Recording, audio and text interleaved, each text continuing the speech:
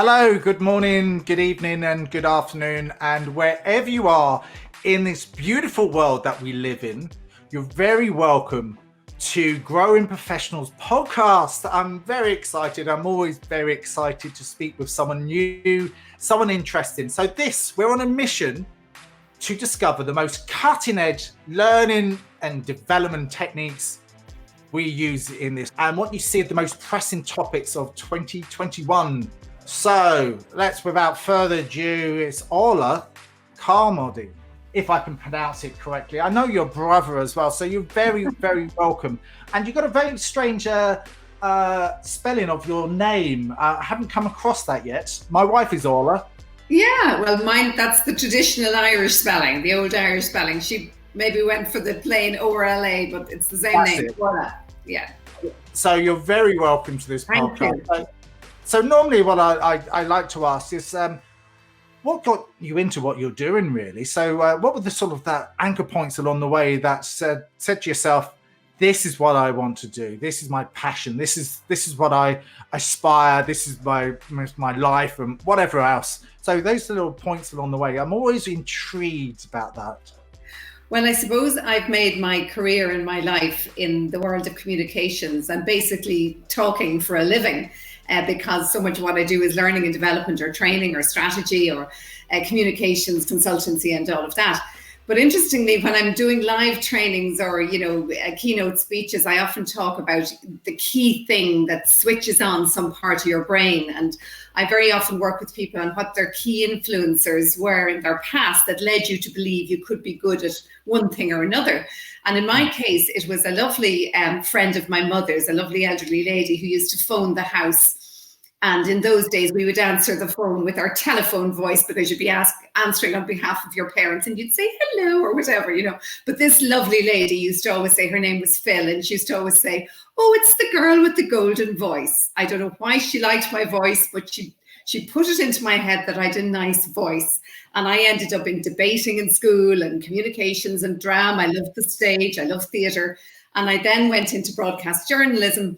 And from that, eventually found my way into training and development. So that's been the journey. And in the latter years, it's been all about training and development and consultancy work and executive coaching.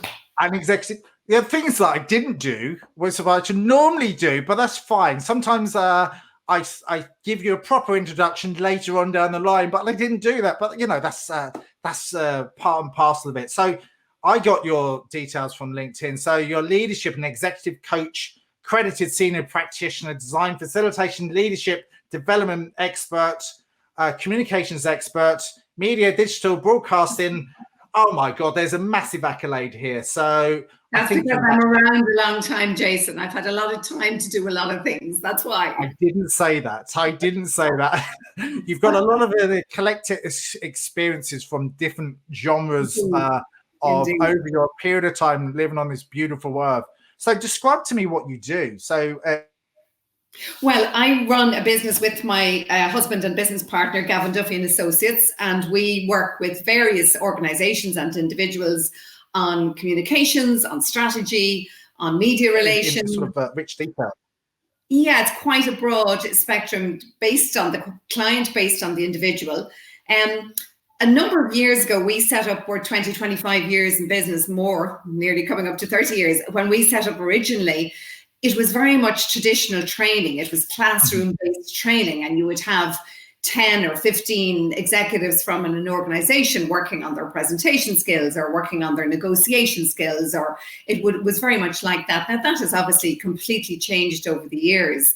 And then, of course, with the Zoom, with the advent of COVID, and in the last year, it's been very much online and has moved more to one-on-ones and smaller groups. But in my sort of personal career trajectory and learning, in my own learning and development, I did a lot of work around the executive coaching piece because I wanted to bring that element to the work that I've been doing over many years. And I find that a lot of my work is now veering towards that. It's a lot of one-on-one mentoring and coaching of different people at different stages of their own career development. Mm-hmm. And tell me this, what is your learning and development? So how do you stay ahead of the trend? Because I'm an avid reader. I'm constantly on other podcasts. But Yeah. how do you do it?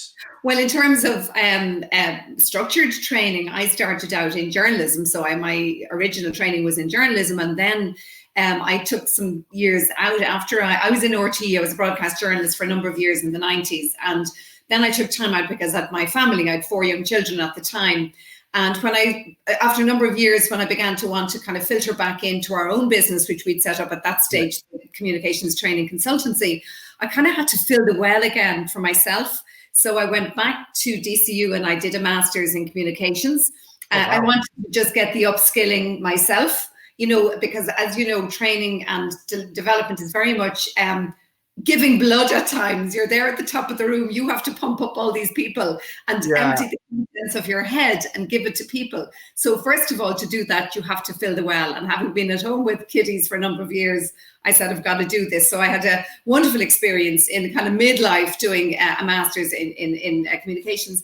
And then in the last few years, because I had drifted into this executive coaching and I was coaching people for years, and I had like 1,000 hours of one-on-one coaching built up. I'd 1,000 hours of group coaching, team coaching, leading strategy and development for teams and all of this. And I didn't have a formal qualification. And I said, I'd like to do that. Again, it was time to fill the well again.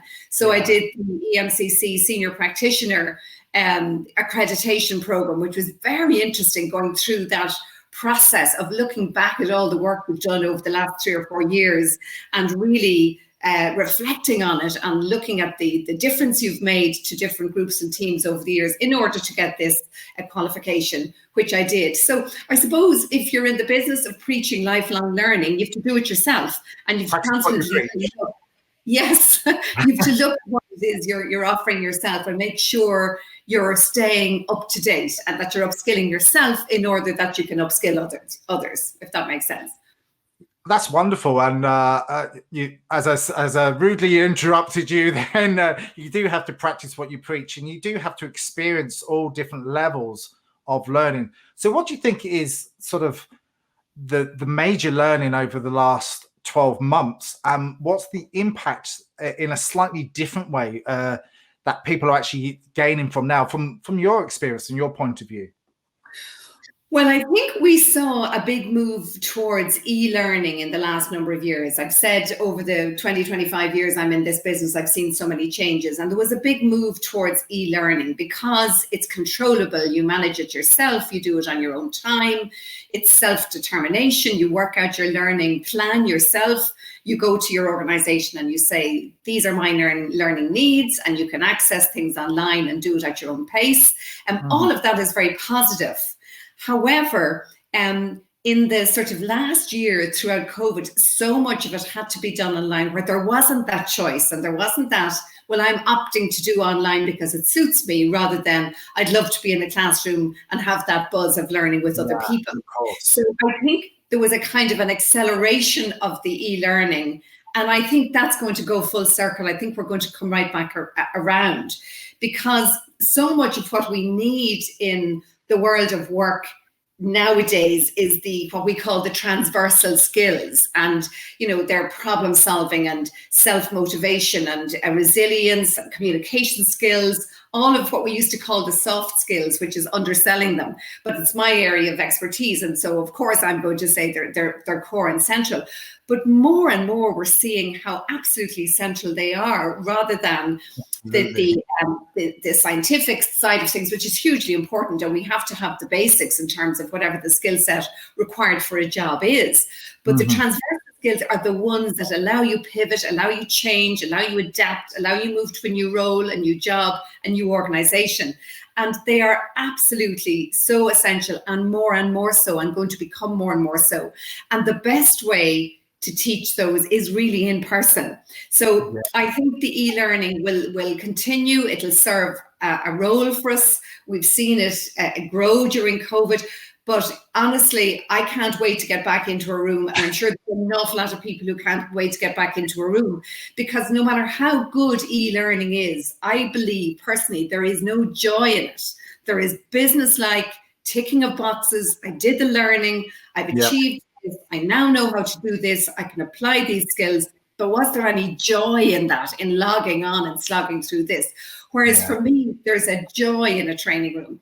You come in the morning and people are all buzzed up. What are we going to do today? You roll up the sleeves and you get around. And for me, I deliver the first sort of segment that morning. And then by coffee time, people are buzzing and they're discussing all the things you learned, and you're breaking them into groups and you're listening and getting feedback, and you do the next bit of the learning. And by the end of the day, you've seen such a trajectory in those people in terms of how they relate to each other, in how they absorb the concepts, about how they put them into practice in the room, and you know that learning has landed. Whereas with e-learning, I still, I don't honestly know, no matter how much we put the metrics and the science around it, how much it has actually landed, because it is all too easy to put it on in the background, let the learning run. The system has monitored and logged that you've done it, but actually, do you know what? You've been on this and you've been you've been doing other things as well, So anyway, I'm traditional, so of course I'm going to advocate for traditional forms of learning. Yeah, I like both sides myself. I like being online because I can reach a bigger audience, but I do understand the buzz. I only did a handful of in front of people last year, and I loved it. And I was going, yes, I can't wait to get back out there again. The key thing that I always think, especially with learning and development, is they learn the stuff in there and they're excited, but they don't use it. They lose it. So I'm always about the habit. How can we install a habit afterwards that they can go and practice what they've learned? Because we know after 24 hours, they lose 50%. So what's your take on this, and how do you impact that? Yeah, it's very interesting because, none of us want to be tasked with doing homework, and yet we know it's what works in learning, and particularly how adults learn. We have to implement as quickly as possible in order to start creating that habit, and in order to start doing the thing in the new way, whatever that thing might be. And, when you're doing a modular training program, as we're doing now so much online, I think it's terribly important to set the learners a task that they must complete before we meet again. So that when we start in the next round of the training next Tuesday at 3:00, they're going to say, yes, I tried this and this is what I found and this is the result. You need them to report back to you to say, yes, I put it into practice. Because if we're starting here fresh this Tuesday and we haven't really implemented what we learned last Tuesday, the modular learning is not happening. It's not taking place, that incremental learning, which is what we want, because all learning is layered, as we know, and we need to layer the next piece on the last piece. And I think so when we're structuring programs now, it's very much about setting a task and having some way of showing that was done, was understood.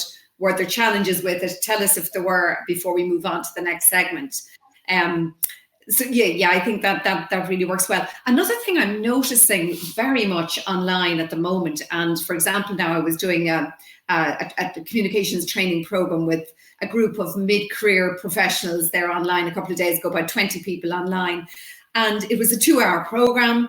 And I had structured it in such a way that this was the different blocks I was going to impart in that time.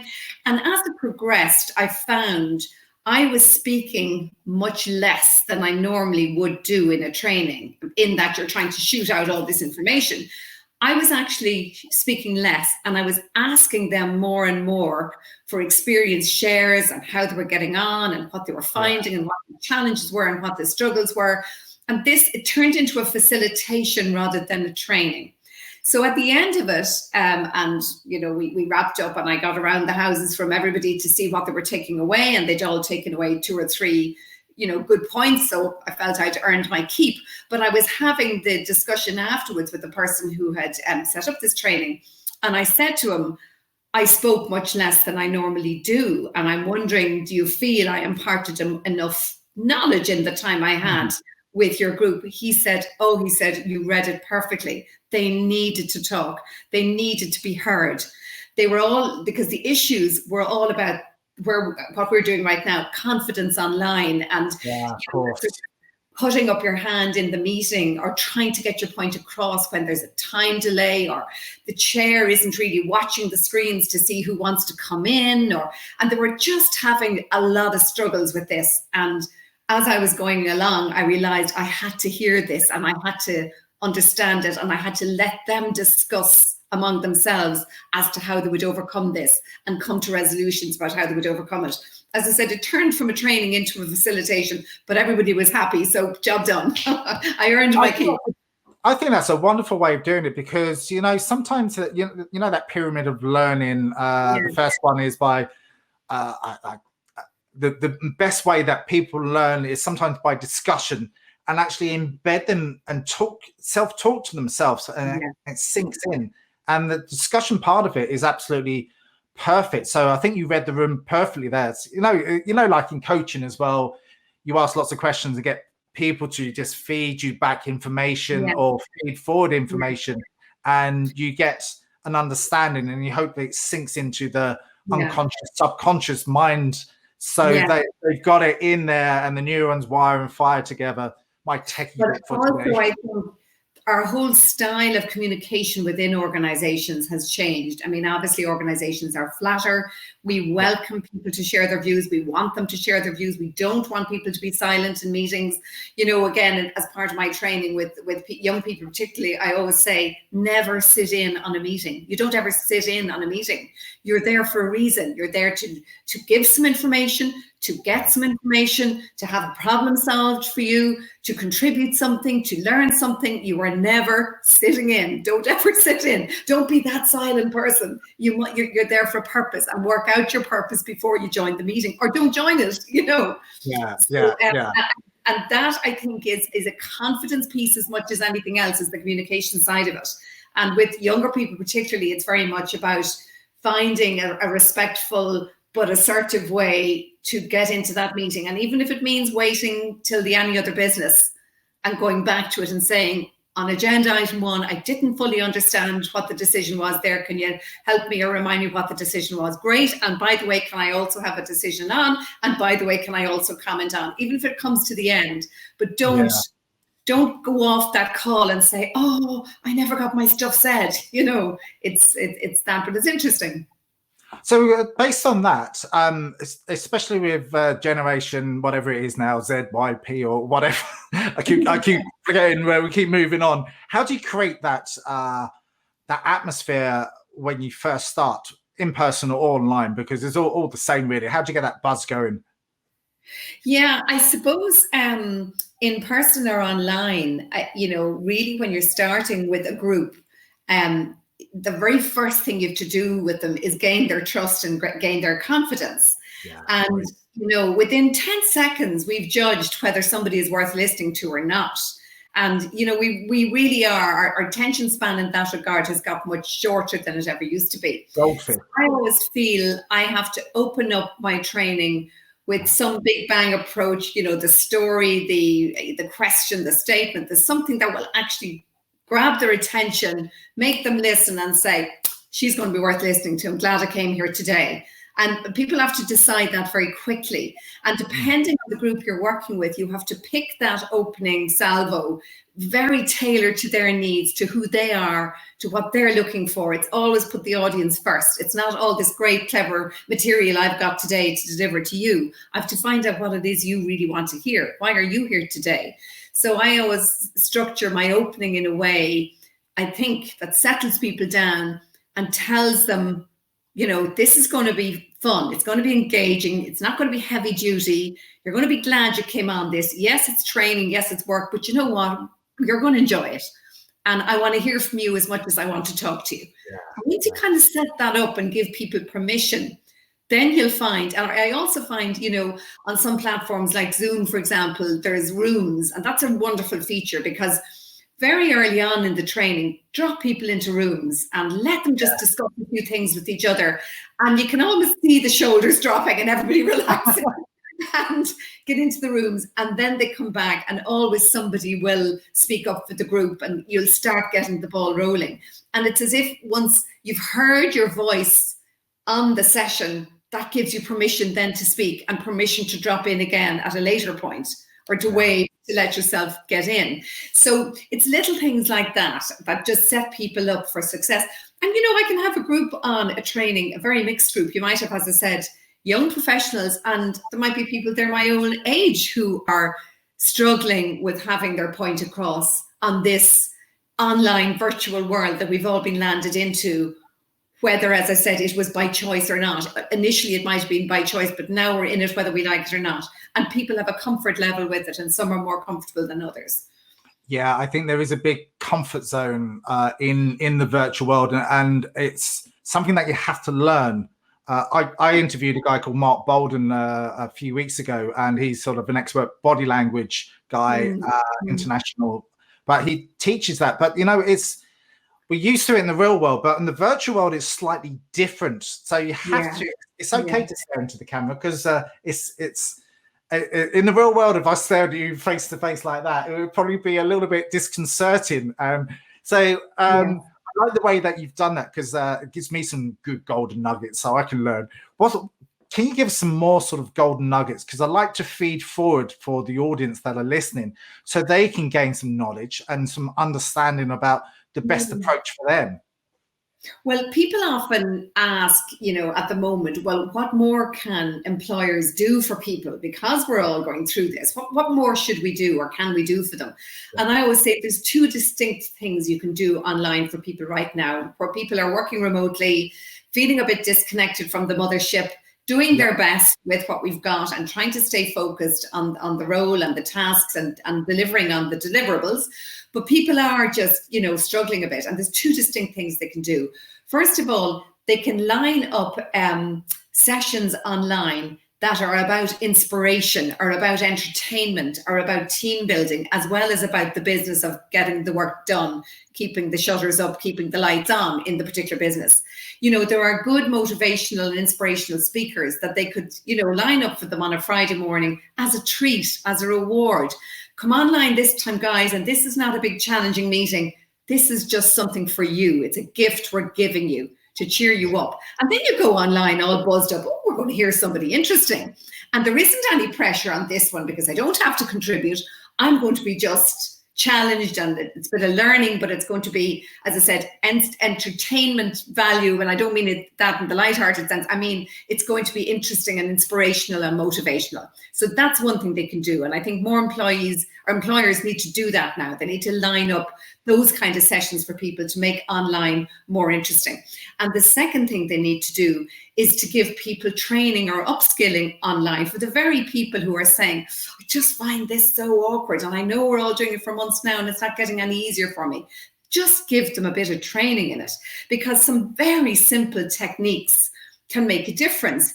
You know yourself, the amount of people who you talk to like this online and they still haven't worked out the angle of the basics, and nobody has told them, get your camera angle right, or, you know, raise your laptop up a little so that we're at eye level and the laptop is down there and we're looking this way or we're looking this way, or the, you know, simple things that will just set the person up for success. And the amount of employers who haven't given that to their employees yet is a pity. So as I said, there are two distinct things I would like to see people doing just to help people through this time we're all in. I love that. And I like the way you turned the laptop up as well. So for all the audio listeners out there in iTunes and all that, what Ola actually did was lift the laptop up and down. But it's a really key thing just to look straight ahead, have the laptop raised slightly higher. Microphones, you can use whatever microphone that you want to. I've got a nice microphone, but I like that. The thing that I was going to ask, and while you was talking, was people miss coffee breaks, because that's the time that I think when the learning actually happens, when you do the facilitation and everything else. Afterwards, when they talk about the discussions, that's the key thing that's probably missing in the online world. So how do you cope with that? And what sort of ideas do you have around that? We're missing the coffee breaks, the little asides, the little corridor meetings where you can get a bit of support for your idea, so that by the time it comes on the agenda item and there's a vote or whatever, you've already garnered a bit of support outside the door, the offline piece, so your emotion is carried. We're missing that. We're missing, as I said, just the human social interaction of the chat over the coffee. We're missing movement. Some of us are too sedentary and we're staying too long in one place. Yep. And the movement within a meeting is so important. Again, one of the things I would do with people a lot is in the old days, I would facilitate strategy sessions with, say, the senior leadership team in an organization. So, you get people around the boardroom and we're going to spend the day working out our plan for the next year or whatever it is we're doing. And the way as a trainer, you really want to get movement and energy into the room. So you start giving them the Post-its and putting them up on the walls and get them up to flip charts and start writing things up. Movement gets the flow going and gets the energy going. Yes, at the coffee break, of course, so much more energy and so much more discussion happens. And the session you have after the coffee break, when people come back, it's guess what we were discussing, guess what we've decided, and they input all of this information. So online, how do we get over that? Well, there are people again who, will do little sort of mini exercises between sessions if it's a long meeting. Our concentration span online is shorter than it is in reality. We will listen to so much in a meeting, maybe 40 minutes, and really you have to say, okay, we're going to take a comfort break now, 2 minutes, 3 minutes, everybody go stretch, go get your coffee, do what you need to do, come on back in 5 minutes and we'll go again. We have to do that in the middle of long meetings because people have to stand up, they have to move, they have to come back.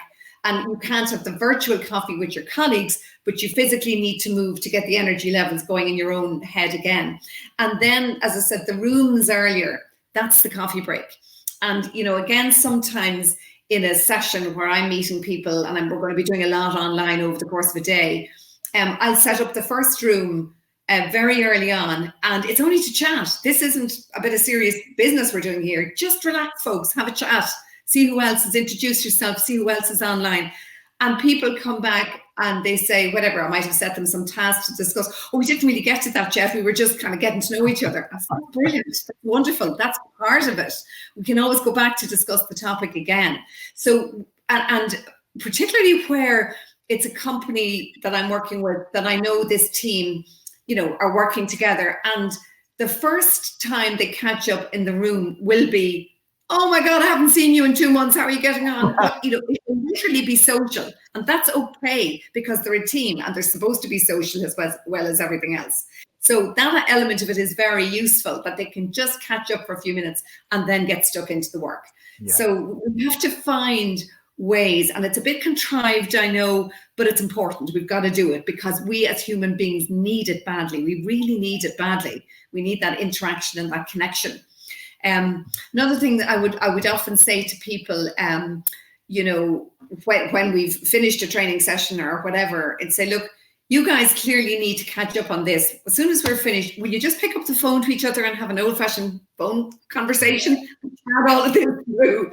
And because, again, we get a bit bogged down nowadays in, can I schedule a call with you? And we go back and forward the emails back Tuesday at 8, no, Wednesday, no, and our diaries. And we're just pick up the phone and get the job done. Yeah, great. We can overdo it with the scheduling of this call. Whereas before, we were very free to pick up the phone to somebody. Another thing you notice with young people particularly, you have the intern in your office or whatever, and you say, would you phone the client and will you say such and such, and I'll be back after the meeting, we'll catch up then. And you come back after the meeting and you say to them, so what does the client say? And they go, I haven't heard back yet. And you say, what do you mean? I emailed them. It was much safer to just email.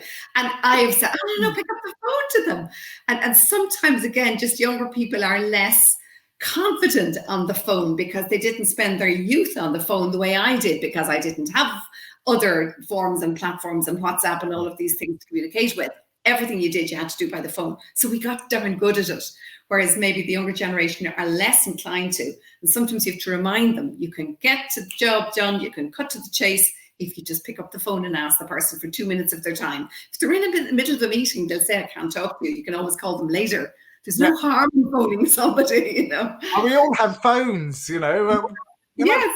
Phones are so easy to pick up, and it's like maybe that's the learnings to be done of the soft skills going forward for the younger generations, is to I'm big into the soft skills, exactly the same as you, because I think communication is absolutely key that we have and we use on emotional intelligence. I know that's a big thing. The question I was actually thinking of while we were speaking, because it's all to do with that. Where do you, if you had a crystal ball, where do you see the next 12 months going, with or without COVID? I think COVID's going to be hanging around for a bit, but how do you see this sort of approach? In terms of the learning and development world in general, or my own take on it? Oh, well, your own take on it and how you see things, because it's all about because this is all about you today, and you're my special guest. One area that I'm really focusing on at the moment that I think we need to do a body of work in, and that is with the older age cohort. So one of the consultancy pieces of work I do is with Age Friendly Ireland. And it's all about, I'm the business consultant to them. So we're advising businesses on looking at how age friendly they are in terms of, do they make the shopping or consumer experience comfortable for the older person? And I've really began engaging with that and taking it to a much wider, broader level. And it is this, and it's that there are 1 million people in Ireland currently over the age of 55, and that's going to double by 2050. That's going to be about 2 million people. And this is the mushroom. This is a big societal issue. It's the mushroom effect that they saw occur in Germany, first of all, and it's happening now in Ireland, where we will see, this older demographic and the younger population, the working population, supporting this older generation, and the public purse supporting this older generation for far longer than ever before. So if you retired at 64 in the past, you would have to, maintain your pension for 5 or 6 years because that's all you were probably going to live. Now you're probably going to live clear 90. So for 30 years. So we have to look at people retiring and say, and I mean, it's quite an emotive thing because a lot of people who've worked very hard all their lives are well looking forward to retiring at 64 or 65 and see it as an entitlement. And that's fair enough. But there are a lot of people age 55 who are being quietly pushed out the door by bigger businesses because, you're less relevant and you haven't upskilled. And anyway, you're costing too much because younger people cost less. And we need to create these redundancies.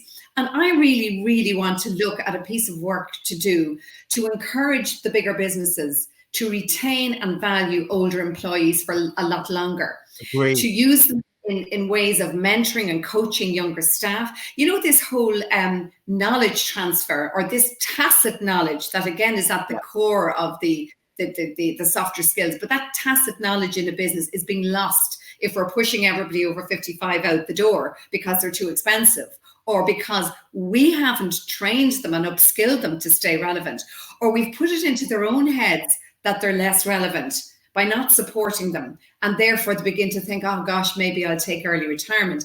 As a society, as a country, we can't afford that. We cannot afford people to be taking early retirement. We need people to be net contributors to the economy for longer. That's just the reality of this huge issue that's coming at us like a train. And this, as part of one of the central tenets of the programme for government, aging well is a huge part of that. And that's where Age Friendly Ireland sits in the middle of this aging well, that we create a society where older people are valued and respected, and it's a good place to live and work for longer. But for those of us in learning and development, there was a whole National Learning and Development Strategy 2025, the Skills Strategy 2025 document. And it goes into all of the pieces of work we need to do around learning and development.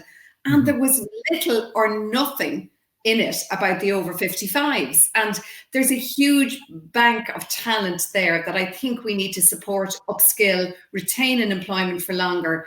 And it's a body of work that I'm really keen on looking at myself and just seeing how I can take this forward.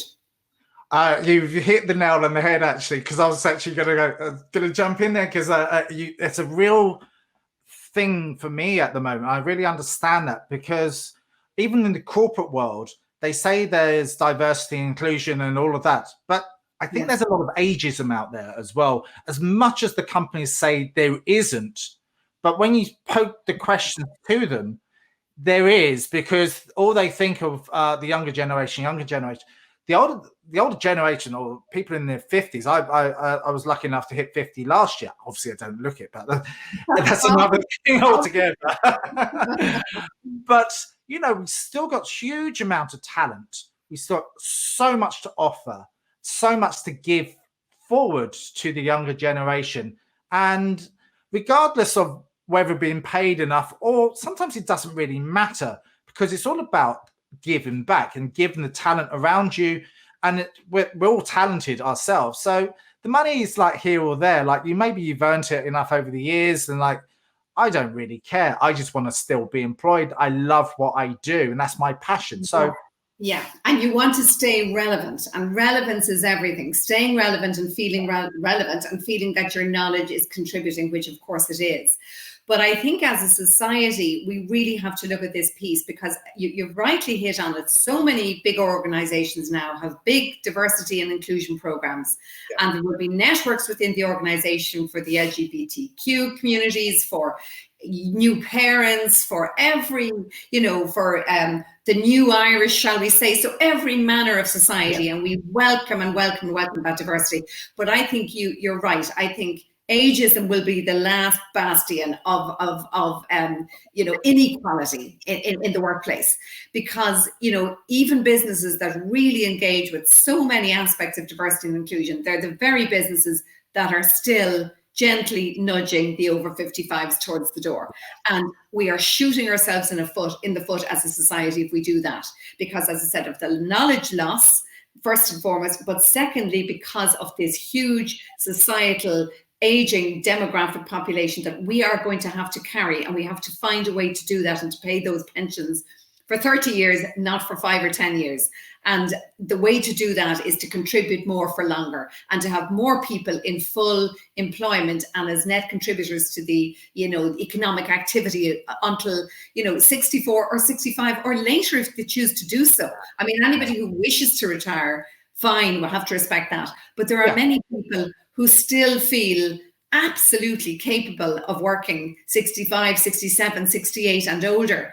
And I think we have to really explore that and allow people to do that if that's what they choose, and not to be made feel less relevant because the training and development is not put around them. So, I mentioned, the phone earlier on, the way I'm an older generation. So I use my phone this way, and my young adults snatch the phone from me and go, this is the way you do it. And they kind of say, and I say, lads, will you stop? I am well capable of using my phone. I use it my way. But if you imagine that idea, extrapolated out in a workplace where somebody is being made feel less relevant because they're not as fast as producing the document or producing the flow chart or whatever it might be. But they have this wonderful knowledge that is that tacit knowledge, and which is the heart and soul of an organization, because the culture, the way of doing things, all the unwritten things, that they're the keepers of this knowledge, and they need to be able to transfer it. And the way they can stay and in their own sense feel relevant is by putting some training around them so that they don't fall behind on the technology, they don't fall behind on the IT, they stay up to speed with that, and then all of that other wonderful knowledge they have is allowed to blossom and flourish. And I really want to look at that, because I just feel we're missing a piece. There's an absolute drive in government to make our towns and our cities and our businesses more age-friendly, in terms of even how accessible towns are, how walkable they are if you're getting around them, seating and lighting, and all of that is being done. We're designing homes now with wider doorways and all of this to make them more accessible. All of this is happening. And the key piece we're missing in all of this is just keeping people in employment longer. And somebody's going to join the dots on this. There's a scientific I wouldn't say discovery, and I know I've been reading lots of Dr. Joe Dispenza, but the brain, as long as they're wired together, they fire together. So as long as they're engaged, as long as they're still reading, and as long as they're still learning, then they retain the information. But we can all learn regardless of what age we are, and that's been proven so many times again and again. So that's one of the things that I totally and absolutely 100 million % in agreement. I know I can't go one. The skills strategy document 2025, this government document, and one of the interesting things in it is that lifelong learning in Ireland, the participation in lifelong learning in Ireland, when this study was done, which I think was around 2016, it's a couple of years ago now, was standing at about 6.7%, whereas in Europe it's at about 10.7%. And the ambition here in Ireland is to get it up to 15%. So you see very good programs like the Springboard program, which is to people to go back to education in later life and to retrain and all of that. And that will have an impact, but we need to see lots more of it. We need to see people, and particularly the higher you're educated or the more professional your education or the higher level of third level you attained, the more likely you are to be still in employment in your 60s. Whereas the lower skill sets are much more likely to be unemployed in later life. And that's something, again, we've got to, as a society, address, that we actually allow people reskill and retrain at some point. So particularly if you are, for example, a manual worker and you're doing quite physical work, of course, coming to late 40s, late 50s, it starts to get harder. Well, that's the point where you have to retrain. Instead of saying, well, I'll never work again, my trade is too hard for me to do now. Instead of saying, I'm only 50, I've 15 really good years or more in me, I could completely retrain and take up a new role in some completely different industry and be really good at it. And that's what we've got to look at. I think that's absolutely awesome. And I totally agree. And what I found over the last 10 years or so, I've learned more now in the last 10 years than I did in my late teens and 20s. I've just accelerated in stuff that I learned because I'm fascinated with it. And I'm constantly delving into hundreds of books and learning platforms and this, that, other, because I want to learn more and understand things. So I'm totally in agreement with you right now. Orla, it's been absolutely fascinating. I've really enjoyed this conversation. It's been brilliant. How can people find out more about you? Well, if they want to find me online, I don't hide. I'm there on LinkedIn. I love connecting with people, so shout and I'll connect with you. I'm on Twitter. I'm quite visible. I have my business is I have two businesses, Gavin Duffy and Associates. As I said, Gavin is my husband and business partner. That's you'll find us there online. And I also have my own separate small business, Carmody Coaching and Consulting, which again, you'll find me online, Orla at orlaithcarmody.com. So look, reach out, happy to talk to you, happy to take these just kind of discussions further. I enjoy them immensely too. Thank you very much. And you've been listening to Growing Professionals, sponsored by Use, because this will be released in the next couple of weeks. When it is, and it's been pushed out through YouTube, please like it and comment it. When you hear it on iTunes and Spotify, give it a 5-star rating. It would be absolutely incredibly brilliant, and share it among your friends. Let's hope we can all learn and grow together. And I hope, and I know you will have learned some wonderful things today, some beautiful golden nuggets. Thank you so much, Orla. Lovely to talk to you, Jason. Thanks for having me. Bye-bye. Hey, before you go, just a quick message about usebecause.com and what we're all about. We believe that true learning happens when you understand, remember, and deliberately practice your newly acquired knowledge. So with that in mind, you can get access to our purpose-built learning tools to help you do just that. So try all our tools for all of our episodes, free for a month. You can cancel anytime. For all of this and all of the podcast episodes, head over to usebecause.com. Until next time.